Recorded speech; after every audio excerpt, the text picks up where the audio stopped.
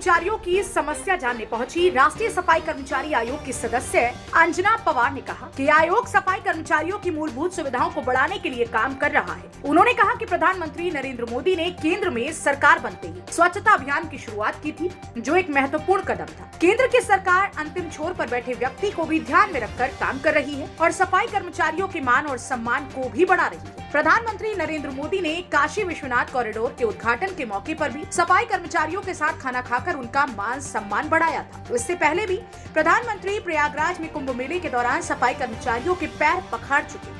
अंजना पवार ने कहा कि सफाई कर्मचारियों की ज्यादा बड़ी समस्याएं नहीं होती, छोटी छोटी समस्याएं होती हैं जिन्हें अधिकारी अपने स्तर पर भी निपटा सकते हैं। वे इसी सिलसिले में जगह जगह जाकर सफाई कर्मचारियों की समस्याओं को सुन रहे हैं। देखिए, फरीदाबाद आने पर आज तो कार्यक्रम तो अभी होगा खैर, लेकिन ये जो नगर निगम के जो भी सफाई कर्मचारी हैं उन लोगों की समस्याओं के बारे में जानकारी लेने के लिए आई हूँ। राष्ट्रीय सफाई कर्मचारी आयोग जो होता है वो हमारे देश के विभिन्न क्षेत्रों में फैले हुए जो सफाई कर्मचारी हैं, जो अंतिम पंक्ति में बैठे व्यक्ति हैं, इस कर्मचारी वर्ग की जो भी आश्रित होते हैं उनके पुनर्वास के लिए राष्ट्रीय सफाई कर्मचारी आयोग काम करता है। हम इनको कैसे आर्थिक, सामाजिक और जो शैक्षणिक जो हमारे समस्याएं होती है कर्मचारियों की, हम उनको कैसे इनको निजात दिला सकते हैं, इनको कैसे हम उस समस्याओं से छुटकारा दिला सकते हैं, इसके लिए राष्ट्रीय सफाई कर्मचारी आयोग काम करता है।